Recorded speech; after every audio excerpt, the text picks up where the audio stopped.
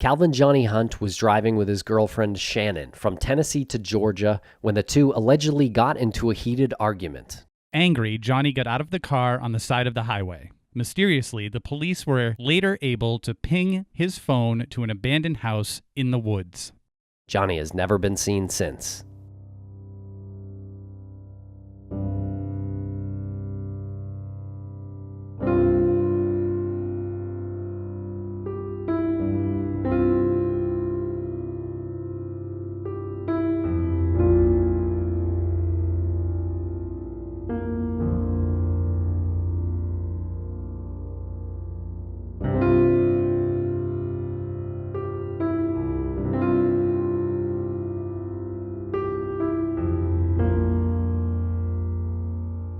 Welcome back to Missing. I am Tim, here today with Lance. Lance, how are you today? I am doing so well. How are you today, Tim? I am doing great. And in this episode, we speak with our cohort, Jennifer Amell, about the disappearance of Calvin Johnny Hunt. That's right. Calvin Johnny Hunt has been missing since May 29th of 2018. Missing from 10 Mile, Tennessee, which is close to Cleveland, Tennessee. He is a white male, 38 years old, between 6 feet and 6'1", about 200 pounds.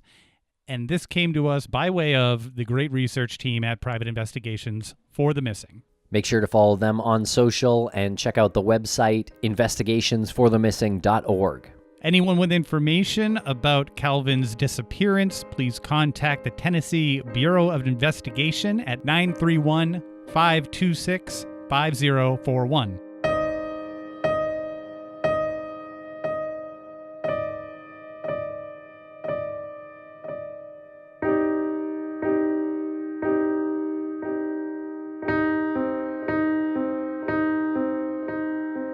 Welcome back to Missing. We're here today with Jennifer Amell. Jen, how are you today? I'm doing pretty well. How are you guys? We're doing pretty well today, Jen, and we wanted to thank you for bringing this document, this case profile to us of Calvin Johnny Hunt. It's a very interesting case, quite bizarre at times as we get into the weeds of it. This was another case that came into Private Investigations for the Missing, and the research was conducted by our good friend and fellow researcher, Shana Wilensky. Thank you very much, Shana. The document is great, and check out investigationsforthemissing.org to learn more about what's going on over at PIs for the Missing. Okay, so Calvin Johnny Hunt goes by Johnny Friar Tuck or Tuck, and he's been missing since May 29th, 2018. He's missing from 10 Mile, Tennessee. He was 38 years old when he went missing. He would be about 41 years old today. His height is about 6 feet to 6'1". His weight is 200 pounds, and he is a Caucasian man with brown hair and green eyes. Reportedly, he was last seen wearing a white polo shirt, tan or navy blue shorts, gray Nike or Adidas shoes, and a black fisherman's hat. He is said to have been last seen carrying a green bag and 2 small drone boxes.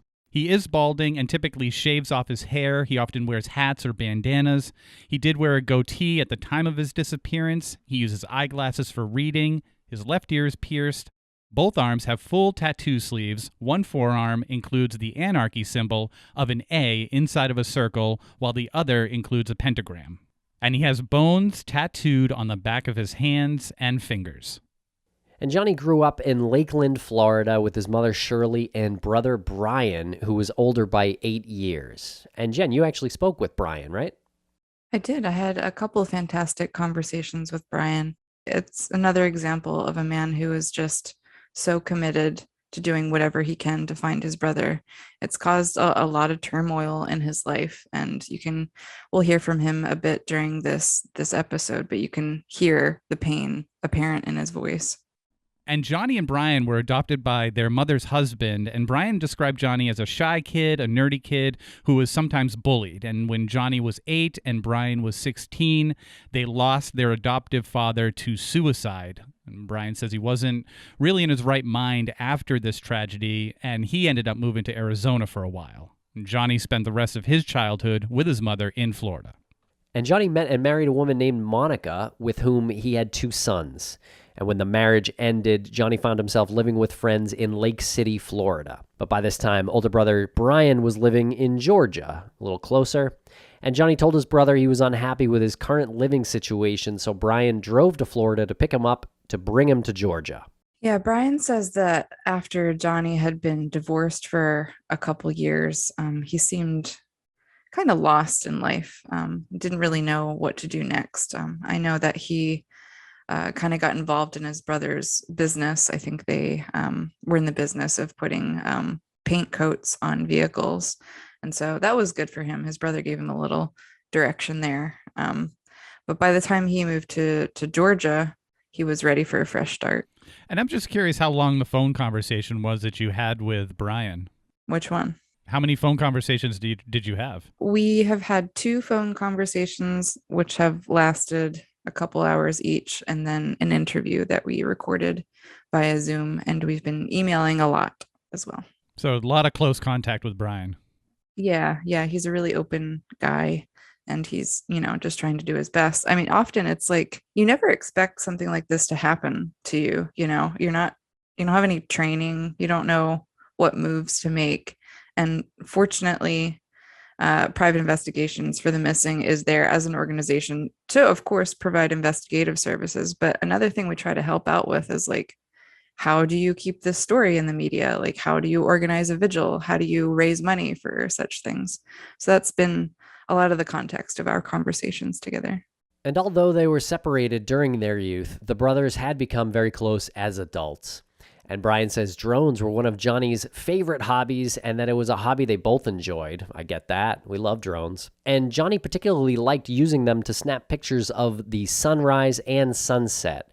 Whatever drone parts Johnny wasn't using, he would give to his brother to use. And Johnny even had a side business for drone repairs. And additionally, Johnny was a fan of the bands Guns N' Roses and Leonard Skinner. He loved fishing. That was one of his favorite hobbies. And one friend he had since middle school, who misses him dearly, wrote of the fond memories of Johnny teaching her how to fish. She says he wasn't perfect, but he was a special person who was always patient with her and accepting of her. Another friend of nearly 20 years wrote about how Johnny made sure to talk with him at least once a week to see how he was doing. Is that something that Brian had spoke to you about, Jen? Yeah, Johnny was a guy who cared deeply about the people close to him. He didn't kind of like go off the grid and not communicate with the people he cared about.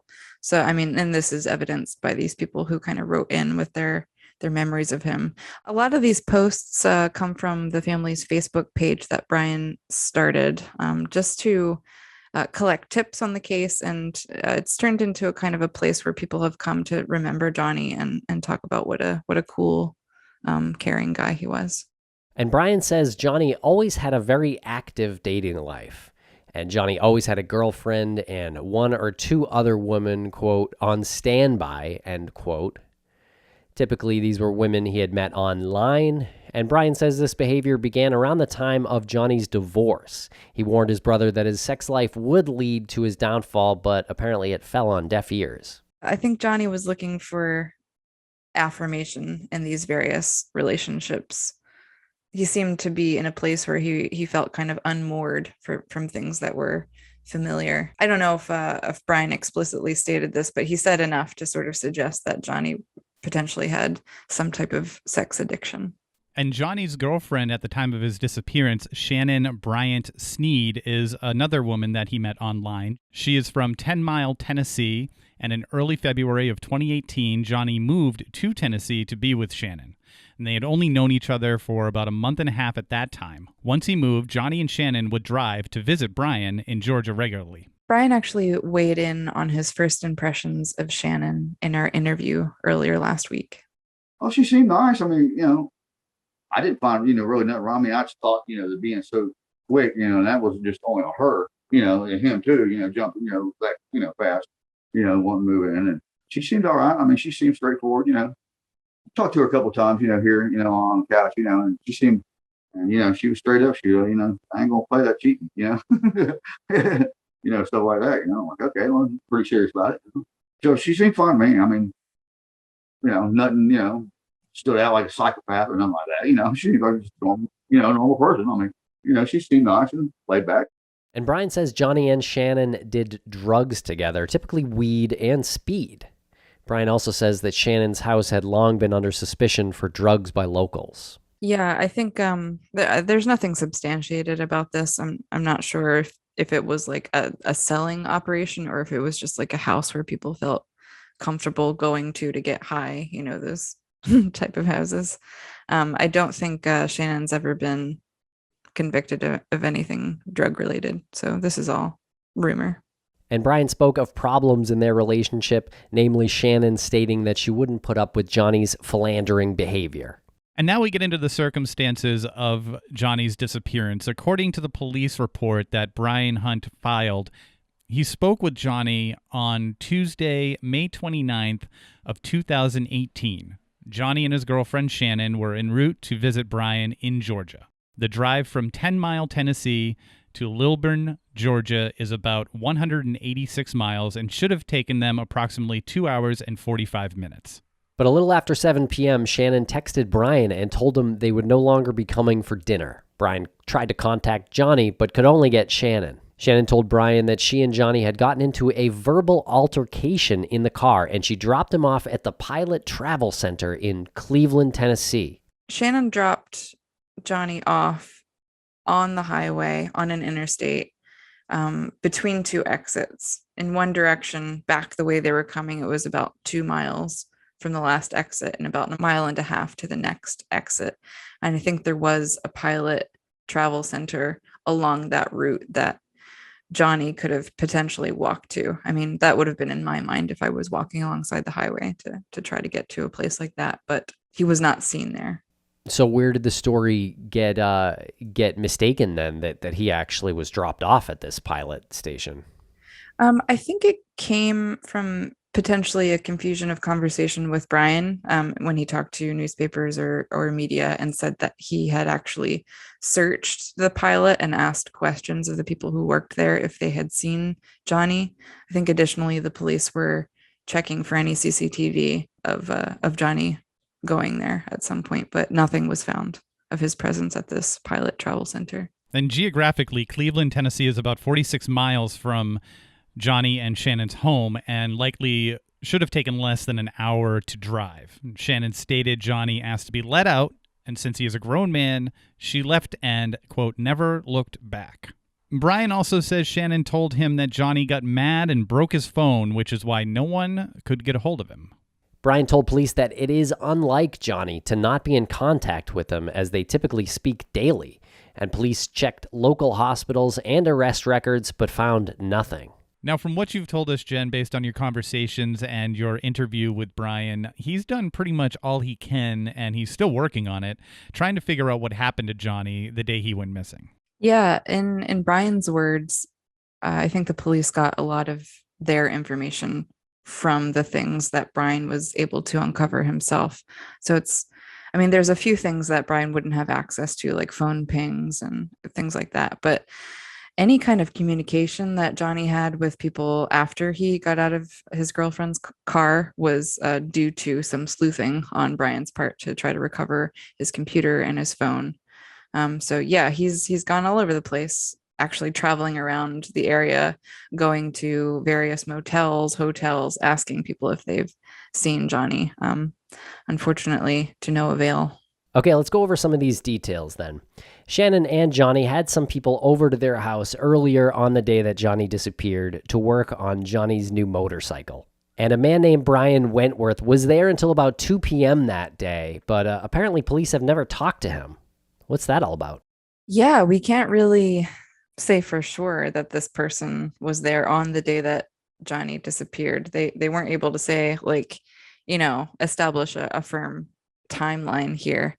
They think potentially that this guy Brian Wentworth might have been mistaken on the day that he came over, or Shannon might be mistaken on when their friends came over to work on the motorcycle.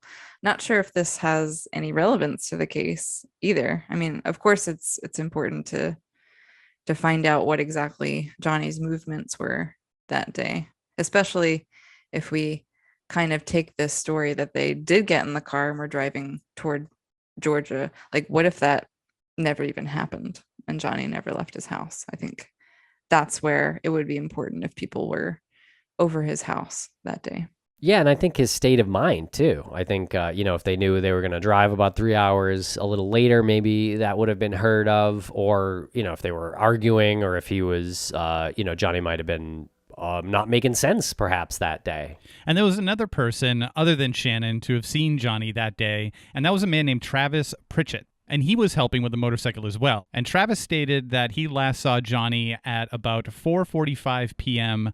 that day, and he and Johnny left the garage and walked about 150 feet back to the house where Shannon, who was angry, was waiting on the back porch. That's when Travis took off on his own motorcycle and left them.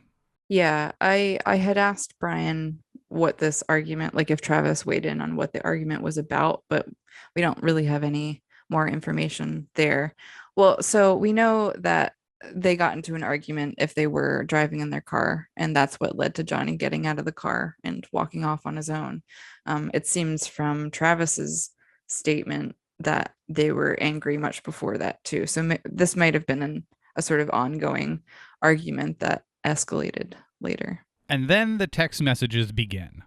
At about 5:30 p.m., the brothers texted about their evening plans. Johnny and Shannon were headed to Brian's for dinner, again, about a 3-hour drive. But some of these texts are a little confusing to Brian, and Brian is not really certain this is Johnny texting. Yeah, this is where the case gets super bizarre, because the only documentation we have of everything is via these text messages. There were no calls placed, so you can't really ascertain if it was like Johnny's voice on the other end. It was just texts. So there's something about the order of events and the wording and tone that Johnny was using in these text messages that sort of pointed to Brian that it wasn't actually his brother communicating with him. Now, going over all of these texts might get a little convoluted and confusing. Reading it is pretty confusing, not knowing the circumstances or the types of people that they were. Only seeing it on paper is one thing, but experiencing it on your own phone when it's your brother and your brother's girlfriend is another thing. But on our document, we start off with Johnny's text to Brian, and he's saying he's sitting in the car debating, and then sitting in the car debating whether or not to run. And he actually, I don't know if this means anything, but he misspelled weather, not the WH. He spelled it as WEATHER, whether or not to run. And Brian questions that.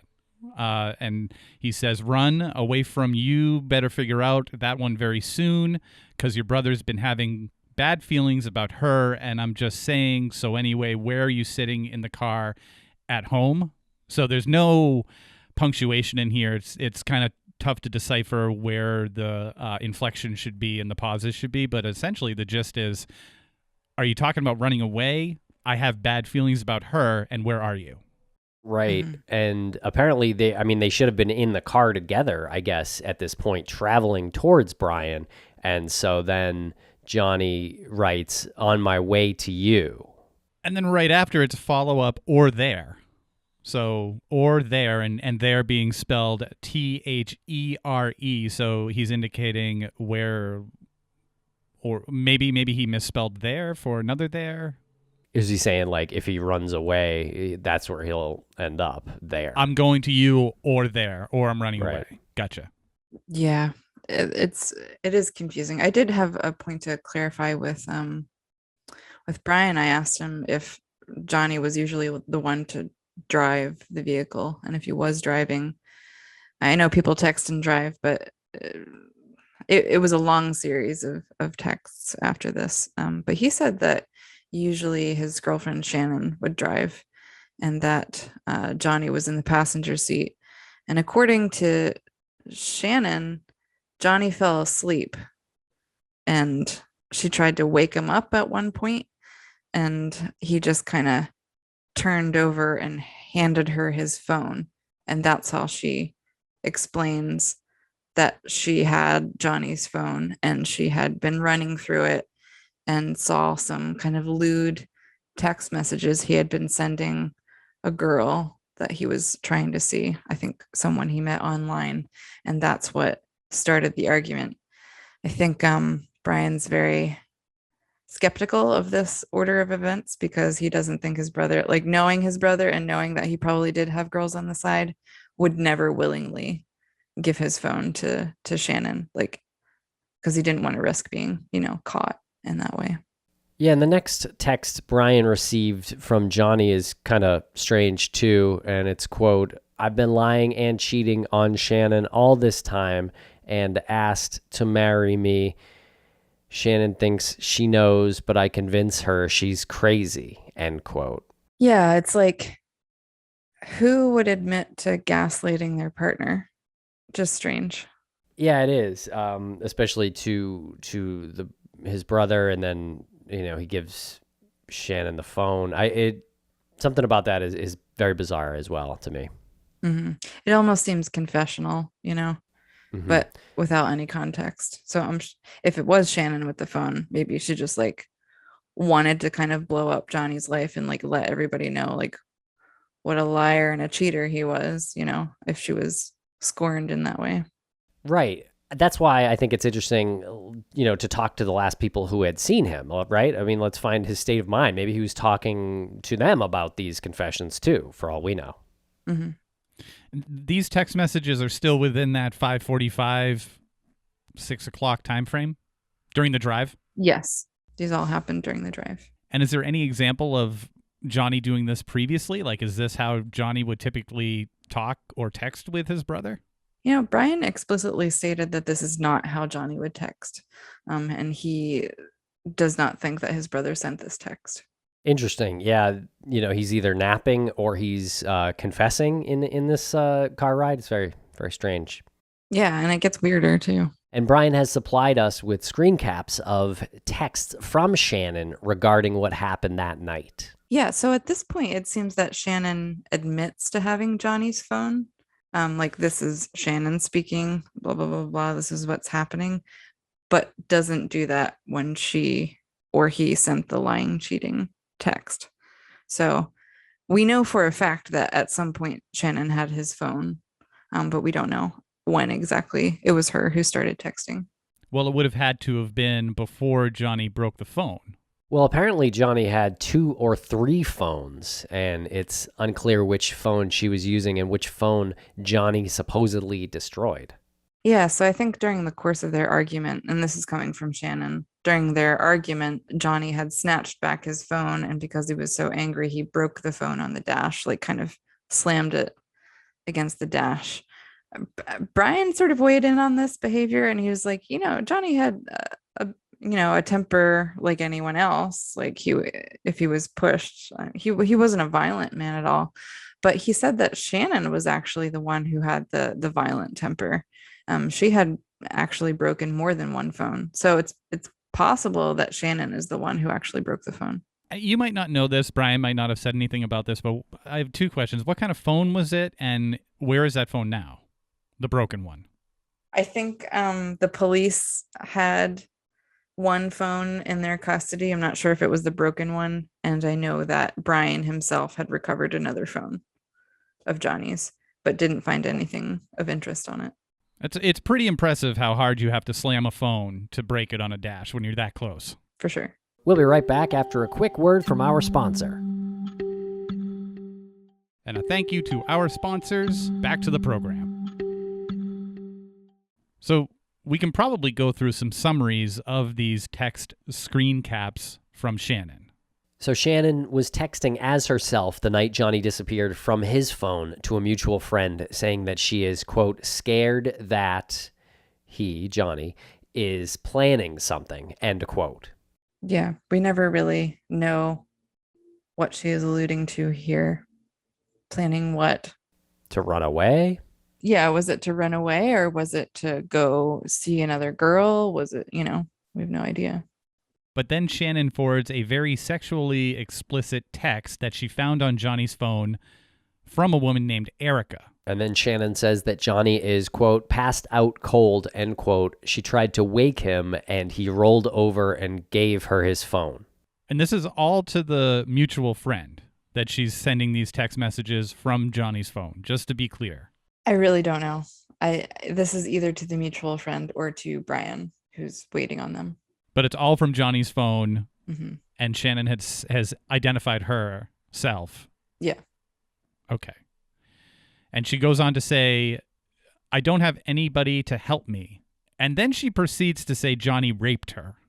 If that's true, I mean, that's awful and probably speaks to her state of mind too. Like, if that did happen, she would want to get back at him, I assume. But if it's not true and she's just trying to poison the well with his friends and family, that's a pretty awful thing to say about somebody. And then Shannon says that she is hiding in the woods because she doesn't know what to do. There's a very, very strange one. Again, back to that state of mind. Yeah, this whole period of time where Shannon is texting makes absolutely no sense to me. And I don't think it makes sense to Brian either. Like, either they're driving down the road and he's sleeping and she's texting, or they're stopped somewhere. She never said that they stopped somewhere. What woods is she in? And why is she scared of Johnny? Like, what's going on? Or did this happen after Johnny got out of the car? I mean, none of it makes sense. None of it lines up. And she continues to say, these are quotes, he is sleeping, quote, been up for many days, and that's unclear whether she means herself or Johnny or both. She is shaking because she doesn't know what's going to happen. And all of these text messages is Shannon allegedly texting the aforementioned mutual friend from Johnny's phone. Yes, according to the document, that's all going to the mutual friend. Okay. And Brian texts with Shannon trying to understand what happened to Johnny. Shannon responds with, quote, I don't want my kids seeing this, end quote, and doesn't elaborate when Brian asks her what exactly it is that she doesn't want her kids to see. Shannon asks Brian, quote, what about Johnny's apartment, end quote, and doesn't elaborate when Brian asks her about the apartment. Brian apparently did not know anything about Johnny having an apartment.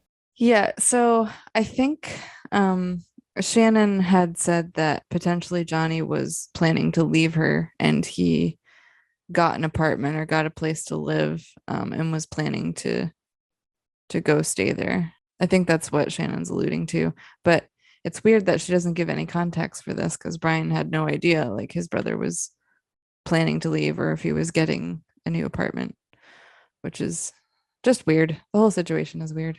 There's no evidence that he was signing a lease anywhere or had been looking anywhere or put a down payment, a deposit, or anything on an apartment.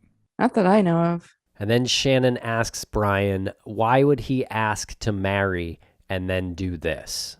Shannon says Johnny handed over his phone and showed her how to open it, and Johnny made her pull over and said he was going to walk or catch a ride. After Shannon sends all these texts to Brian, why would he do this to me? He wants to marry me. He's going to leave me. You know, what about the apartment? All this stuff. I think then they get into the huge argument where Johnny leaves the car. And after this point, I think Brian has been able to recover some things from Johnny's phone, that he had placed a call to this woman named Sheila, who he was planning a hookup with that night. Okay, and that was on a different phone than Shannon was texting with? A different one of Johnny's phones? I think so. Yeah, it's hard to keep it all straight. I feel like that would make more sense if he gave Shannon one of his phones, not the one with a bunch of evidence of his philandering behavior. I mean, I don't know why you'd have more than one phone anyway, unless you're doing something that you don't want someone to know about, like whether that's drugs, which they apparently were into a little bit at least, or something like this. But then, like, what's the impetus for this, like, huge blowout argument in the car, right? Like, according to Shannon, it was that she found some lewd text message on his phone, and that's what, started them fighting, and that's why he got out of the car. While driving? I mean, it's just some of this is very confusing. We've got really two different stories here. You got the paper trail, and then you've got Shannon's story, which he was napping and then apparently confessing. Mm-hmm. Well, you also have Travis's story, which is she was mad right before I left them, right before they were supposed to go visit Brian. So perhaps I think we mentioned this before, that she had made this discovery prior to the trip, and then the argument just carried on into the car. Yeah, I think that's what Shannon was alluding to. It's like, even though they were fighting, they had agreed to go to Georgia to go have dinner with Brian. Is there a record of when and where these text messages were pinged? Like, if they were on the way to Georgia, couldn't we just sort of follow the trail of towers as they're getting closer to Brian? Yeah, I think not sure if that was done, but there was a last ping on Johnny's phone, which we will get into a bit later. And so Shannon goes on. The quote is, "He never planned to come back with me, and I'm just heartbroken. He hasn't even called or nothing." And she goes on, "I couldn't help it. He's been lying to me the whole time and mind effing me." She spelt the real word. "He asked me to marry him just the other trip there. I've been used and just couldn't keep quiet because of the pain he's inflicted on me." And apparently this is where those text messages end, or there's nothing further about Johnny and him disappearing. Yeah, I also don't know if Shannon actually said explicitly that she let Johnny off on the side of the road that night. I think it was a day later when Brian had not heard from Johnny that he called Shannon and he was like, "Hey, where's my brother?"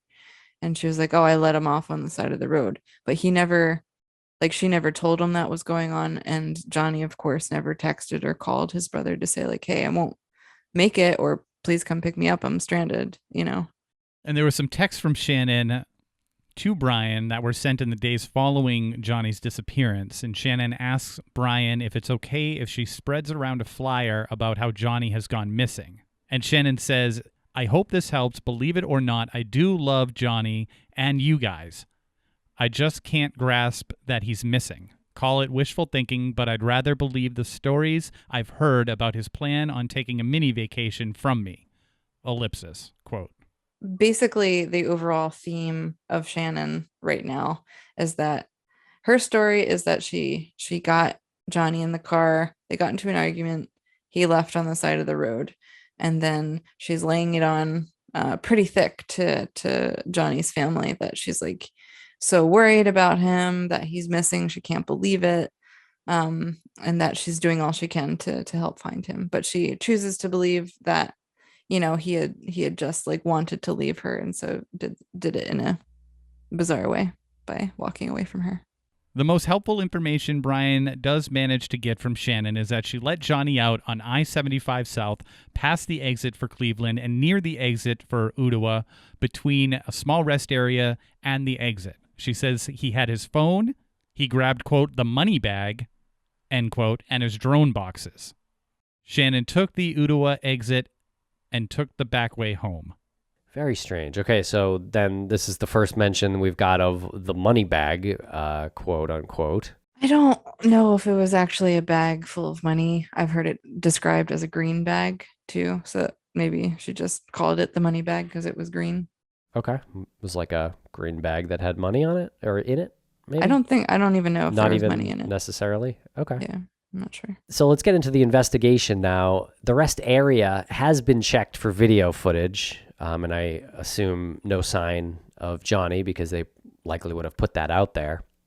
And Johnny's phone was tracked to a house in the woods, a back road out near the Cleveland exit, Highway 61, which actually does track with part of Shannon's story. Yeah, that he was out in that direction. I don't know if the whole traveling down the highway thing is necessarily supported by any kind of evidence, but this is the only place in the story where this house in the wood appears. I know the police had gone out to that residence to check it out, but there was no sign of Johnny there either. It was just the last place where his phone was pinged. And then apparently someone was erasing files on Johnny's laptop at 1:15 a.m. on May 30th, which is the day after he went missing, but really that same night. Yeah, it would have been the same night. And Johnny's laptop was still at Shannon's residence where they lived together. It was not with him. And I'm assuming that the laptop is with law enforcement, right? I think it's actually with Brian now. He was the one who discovered that some files had been cleared at that time. So logically, Johnny would have walked to the Ottawa exit because the Cleveland exit was 2 miles away and he was closer to that one. Yeah. And there was a Waffle House, a convenience store, and 2 motels that Brian has already canvassed to see if they had seen Johnny. Yeah, and nobody has. He hasn't been able to get any other sighting of him in that area.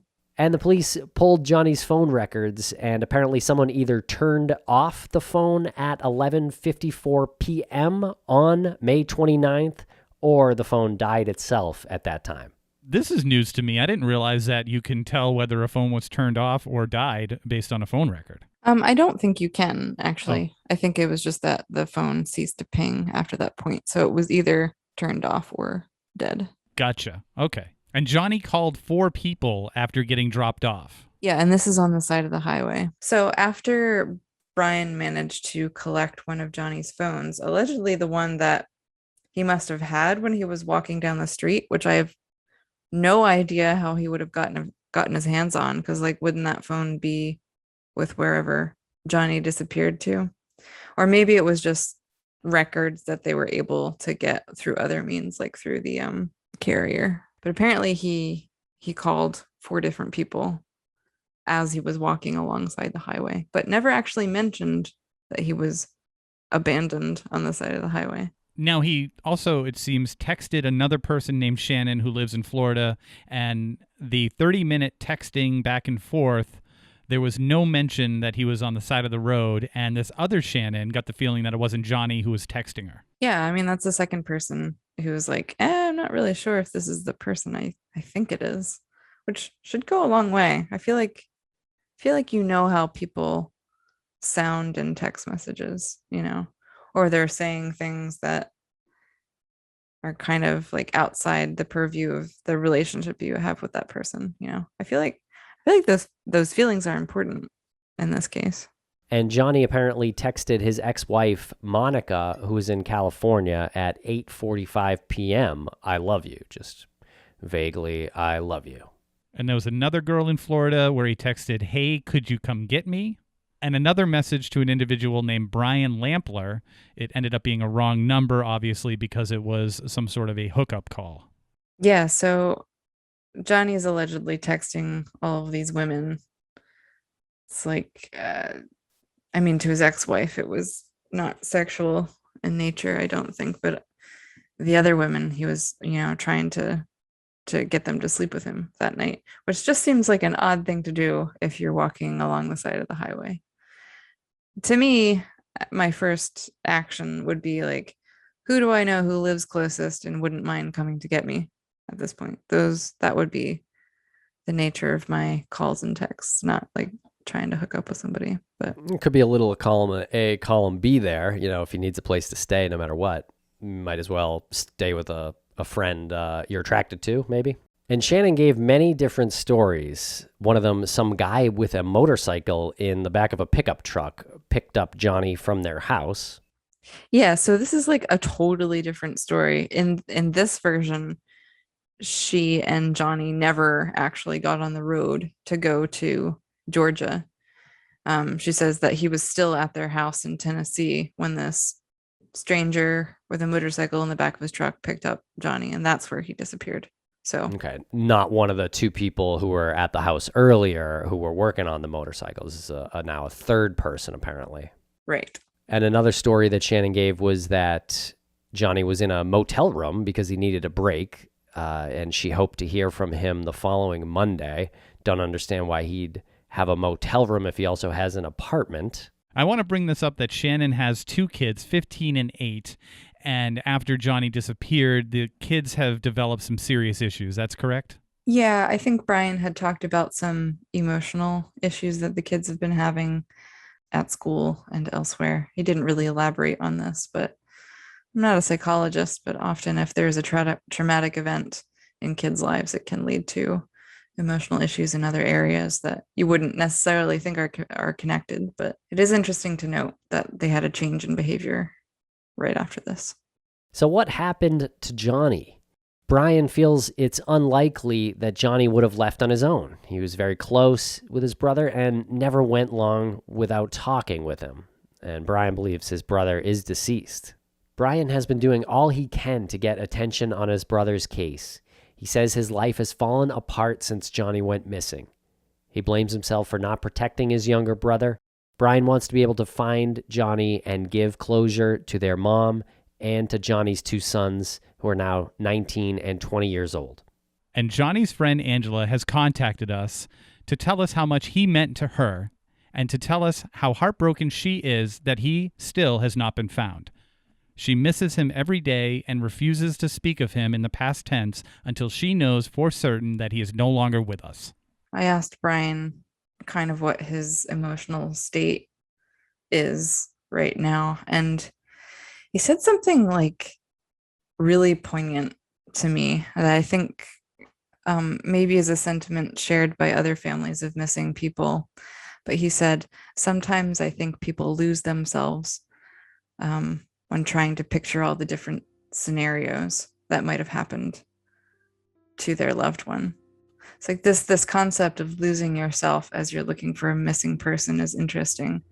Like you get lost along with them in some way.